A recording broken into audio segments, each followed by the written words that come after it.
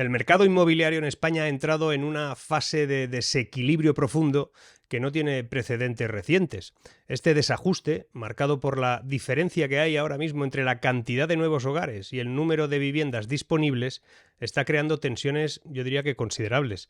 Durante décadas, el ritmo de construcción de nuevas viviendas había mantenido una correlación razonable entre la demanda y la oferta, pero esta relación parece haberse roto de manera preocupante en los últimos años. En un interesantísimo artículo de Vicente Nieves en El Economista, que te enlazo debajo, se analiza el detalle cómo nos dirigimos a lo que él denomina una crisis de vivienda inédita en España. En ese estudio, a partir de donde sale ese artículo, se explica que lo que está ocurriendo ahora es que mientras la creación de hogares sigue aumentando debido a diversos factores, por ejemplo, cambios demográficos, migración interna, externa, y la evolución de los modelos familiares incluso, el ritmo de construcción de viviendas nuevas también se ha ralentizado. Esa discrepancia ha hecho que el precio de la vivienda suba de manera desmesurada, una tendencia que se ha mantenido durante los últimos 10 años.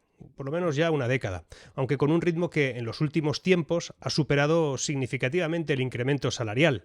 Esto se agrava además, o el problema se agrava, en el acceso a la vivienda, sobre todo en las zonas que son más demandadas, como es obvio, las grandes ciudades, las áreas turísticas.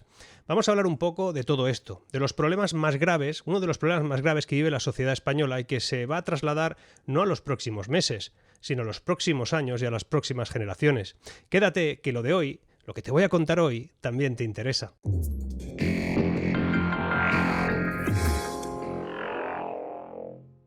El problema de la vivienda no se limita únicamente a los precios, sino también a la capacidad que tiene el mercado para responder a la demanda que no para de crecer y es de manera cada vez más efectiva.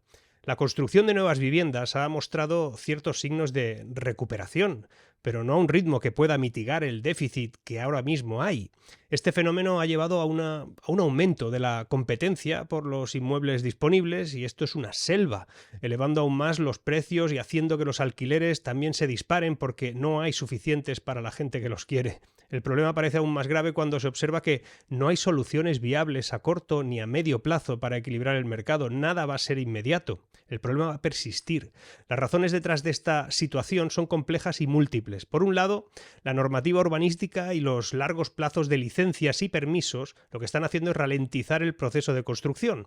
A esto se le suma el encarecimiento de los materiales de construcción, los problemas de mano de obra y la falta de incentivos para desarrollar proyectos de vivienda asequibles. Por otro lado, están las políticas económicas y de inversión, así como el atractivo del mercado inmobiliario para los fondos internacionales, pues está contribuyendo a aumentar la especulación y el coste de la vivienda.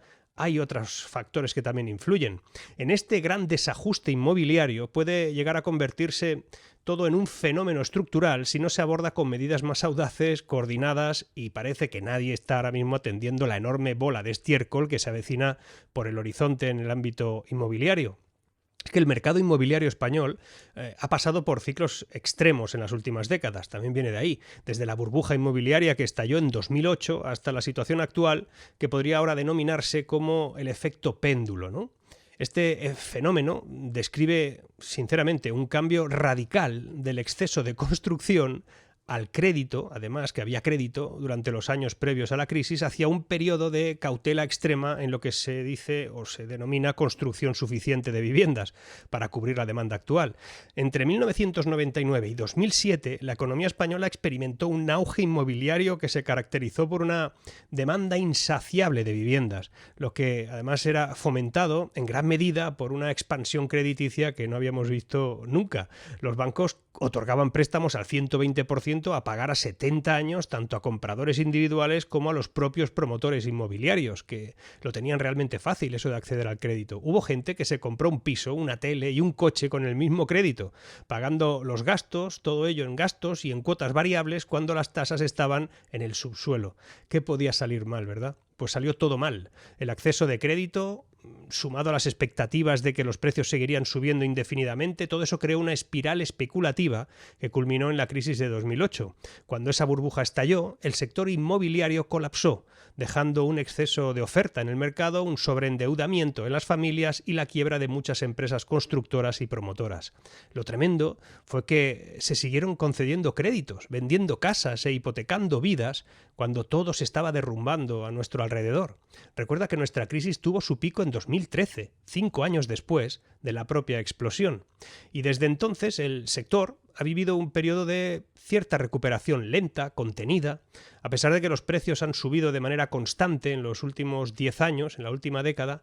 El nivel de construcción no ha alcanzado los niveles necesarios que puedan satisfacer la demanda. Este desfase ahora mismo se debe en parte al temor de repetir los errores del pasado, lo que ha llevado a los bancos y promotores a ser mucho más conservadores a la hora de conceder esos créditos, y también para lanzar nuevos proyectos. Además, las regulaciones que surgieron después de la crisis han endurecido las condiciones precisamente para financiar proyectos inmobiliarios, especialmente para los promotores, lo que ha contribuido a frenar el ritmo de construcción. Hay un estudio de Funcas donde se ofrece una explicación detallada de cómo hemos llegado a este punto. Resulta que tras la crisis, la oferta de crédito se redujo drásticamente, como te he dicho, y aunque la demanda de vivienda ha ido creciendo, los bancos han preferido centrarse en conceder hipotecas a los compradores particulares antes que en financiar las promociones inmobiliarias.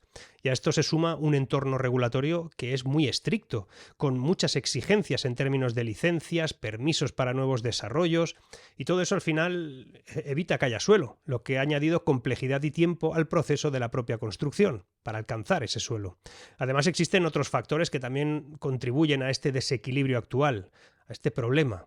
Por un lado, el encarecimiento de los terrenos en las zonas urbanas, las más demandadas, ha reducido también el margen de beneficio para los promotores y eso les desincentiva a construir nuevas viviendas. Por otro lado, los costes de los materiales, que se han encarecido en los últimos años, la mano de obra, que no hay o que no existe, lo que hace además que la construcción de viviendas sea más costosa que en todos los tiempos anteriores. La combinación de todos estos elementos lo que ha hecho ha sido aumentar de forma sostenida los precios. A pesar de que la oferta no crece al ritmo necesario, las políticas de crédito más prudentes sumadas a las barreras regulatorias pues no hace más, repito, que encarecer los costes de todo y dejan el mercado en una situación en la que los precios suben cada vez más, pero la oferta de vivienda no responde a la presión que recibe. Por lo tanto, la solución al efecto péndulo que definen El Economista y Funcas parece requerir un replanteamiento de políticas de crédito y regulaciones que afecten al sector inmobiliario de otro modo, porque si no, no lo vamos a solucionar. Y esto no se soluciona rápido. ¿Cómo vamos a lograr un equilibrio sostenible entre oferta y demanda en los próximos años si no hacemos nada distinto? El auge inmobiliario en España, especialmente en la primera década del siglo XXI en el que estamos, marcó un antes y después en este mercado de vivienda. Entre el año 2000 y 2008, ojo, se construyeron más de 4,7 millones de viviendas nuevas, algo que no tenía precedentes. En el punto más álgido, entre 2007 y 2008, se terminaron 600.000 viviendas en un año, lo que duplicaba los niveles de cualquier década anterior. Todo el mundo construía. Recuerdo un panadero que cerró su tienda, derribó la casa en la que vivía, encima de su comercio, y se puso a promover 8 apartamentos. No vendió ni uno y quebró. Y se quedó sin panadería. Este crecimiento frenético estuvo impulsado tanto por la alta demanda interna de nuevos hogares como el crédito fácil, y eso al final lo que hizo fue que se fomentara en gran medida una financiación externa. Esta expansión no era sostenible. Cuando en 2007 estalló la crisis de las hipotecas subprime en Estados Unidos, las consecuencias se hicieron sentir en todo el mundo, incluida España. Los inversores internacionales se alejaron de los mercados de alto riesgo, incluido obviamente el inmobiliario español, y de la noche a la mañana se cortó el flujo de crédito que había alimentado el boom inmobiliario. El resultado, ya lo sabemos, fue una reducción drástica en la financiación extranjera y un desplome de la demanda de viviendas. Los promotores inmobiliarios que habían dependido de préstamos para construir masivamente, en ese momento, se encontraron sin compradores ni acceso a nuevos créditos. El impacto fue inmediato. El crédito hipotecario que había fluido sin restricciones durante los años de bonanza se detuvo de golpe, en seco, y eso dejó a los bancos, especialmente a las cajas de ahorro, expuestas, como ya sabemos también, a enormes cantidades de préstamos incobrables y al batacazo que hubo entonces. Hubo cajas que se juntaron entre ellas y que valían menos sumadas que cualquiera de ellas por sí solas. Y los bancos se vieron obligados a asumir el control de cientos de miles de viviendas vacías cuyo valor de mercado se había desplomado o valían nada porque nadie las quería. Ese colapso enseñó a las entidades financieras una lección. No sé si la aprendieron del todo. Ser más cautelosos a la hora de conceder crédito, sobre todo a los promotores inmobiliarios. Todo el mundo era promotor. Esa aversión al riesgo todavía persiste y la financiación bancaria para proyectos a la promoción se ha reducido un 80% desde 2008. Eso ha generado, obviamente, un desequilibrio que existe todavía entre la demanda y la oferta y los incentivos que se puedan producir para construir a la escala necesaria. Durante la década de 2010, el ritmo de construcción cayó totalmente. En promedio se completaron unas 75.000 viviendas por año, con un mínimo, ojo, que llegó a los 45.000. A las 45.000 viviendas en alguno de esos años, por debajo, obviamente, de la demanda que ya había. Una demanda que siguió creciendo, sigue creciendo, y nos pone en un contexto histórico que explica que a pesar del aumento constante de los precios de la vivienda, no se construyen más inmuebles ni se concede más crédito para nuevos proyectos. La combinación de un mercado aún marcado por la cautela, unas regulaciones mucho más estrictas y una oferta de crédito limitada sigue impidiendo que el sector inmobiliario consiga responder a la demanda de una manera adecuada. Hay un problema de solvencia y una rentabilidad suficiente en lo existente no permite todavía que se aumente la oferta. No se promociona lo suficiente y se gestiona lo poco que está construido, o hasta ahora construido. A pesar de la mejora en el empleo, el crecimiento del PIB, el ritmo de construcción de viviendas, no ha seguido el mismo dinamismo que la creación de hogares. Entre 2019 y 2023, la situación se agravó, con un aumento de más de 900.000 hogares, mientras que solo se completaron 400.000 viviendas nuevas. Ese desfase ha alimentado lo que el autor del artículo que te he referenciado antes y la mayoría de los expertos denominan, ojo, el gran desajuste inmobiliario español. Uno de los factores clave que explica esa paradoja es la ubicación geográfica de viviendas vacías. A pesar de la existencia de más de 3 millones de viviendas desocupadas en España, la mayoría de ellas se encuentran en zonas rurales o regiones con baja demanda, mientras que las áreas urbanas, más dinámicas, como por ejemplo Madrid, Barcelona, Málaga, todas ellas se enfrentan a una escasez crónica de la oferta. Según el propio Banco de España, entre los municipios con menos de 10.000 habitantes, el 45% de las viviendas están vacías, mientras que en las ciudades con más de 250.000 habitantes, ese porcentaje baja al 7%. Además, muchas de las viviendas vacías en las ciudades requieren, por decirlo finamente, reformas o mejoras de accesibilidad, eficiencia energética, lo que además limita obviamente pues la reintegración de esos productos al mercado.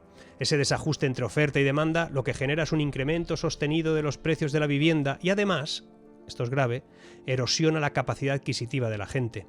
La reducción de los tipos de interés aún va a estimular esa demanda más, tanto por parte de compradores nacionales como extranjeros, que ven la vivienda todavía como una inversión atractiva. Sin embargo, la oferta de nuevas viviendas no se incrementa, no se va a incrementar de momento, por la escasez de mano de obra en el sector de la construcción, por el encarecimiento que te decía antes de los materiales y, ojo, por la burocracia que ralentiza todos los procesos urbanísticos y por una falta total de políticas activas. Hay miedo de ser parte de una nueva burbuja o que te tachen de especulador si compras. Incluso hay formaciones políticas que consideran que la construcción y la promoción de viviendas pertenece a sectores ideológicos contrarios, que eso es venderse al capital, cuando la solución está solo en la oferta, no en el control. Se prevé un crecimiento de 330.000 hogares anuales entre este año y 2028.